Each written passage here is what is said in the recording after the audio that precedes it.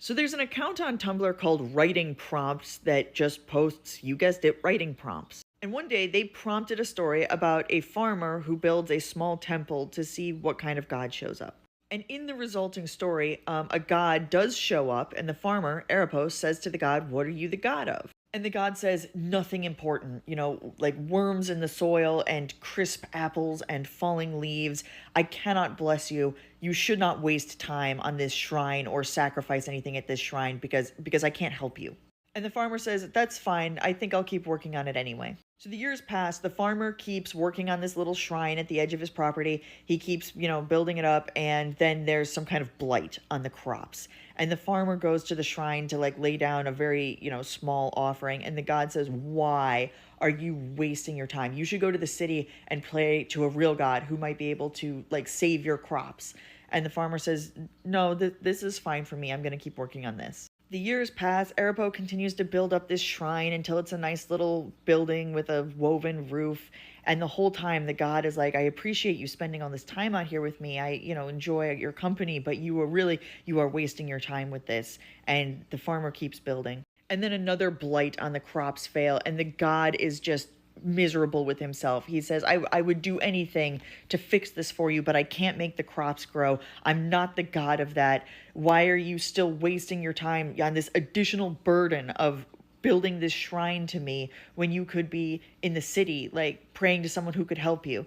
And Erebos says, "Well, other people prayed to those gods and their crops failed too, and I like it out here, so I'm going to keep working on this." And he does. And then war comes, and the town is attacked, everything is burned down, the crops are just ravaged, and Erebos is attacked, and he goes bleeding out to this shrine he has built, and he lays down in this shrine, and he says to the god, as he's dying, "Tell me again what you are god of." And the god says, "Nothing useful. I can't heal you. I can't send these people away. I can't unburn what is burnt, but I am the god of a dozen different nothings. The air when it's about to snow, biting into an apple, just all these different things." And Erebos listens as he's dying and remembers the small joys of the life that he had lived, and passes away, happy and remembering those things.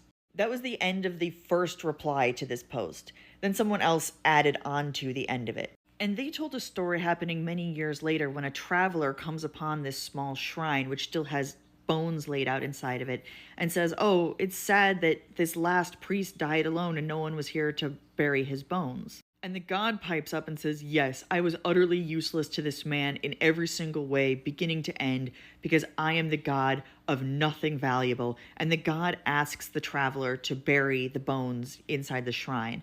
And as the traveler is burying the bones, the god is telling her all about, this person, this farmer, Erebos, that he had known.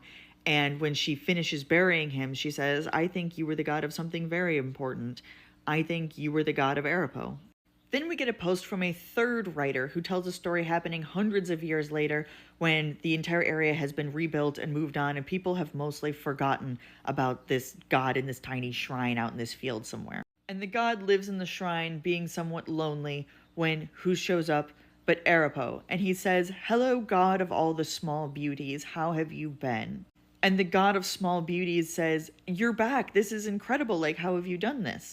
And Erebos says, "I am the god of devotion. I am the god of selfless love. I am the god of ongoing camaraderie, etc., etc." And the god of small beauties says, "That's amazing. That's fantastic. What a beautiful and wonderful thing to be god of. You've done so well for yourself, and I am so happy for you. Where is your shrine? You must have an incredible shrine somewhere off. It must be made of gold for all the people who love you and what you stand for." And Erebos says, "No, if it is all the same, I would like to stay here." I'm gonna fucking cry. Anyway, it's a beautiful piece of writing. I highly recommend giving it a read. There's a link in the description if you would like to read the full thing. And other than that, I have nothing else to say.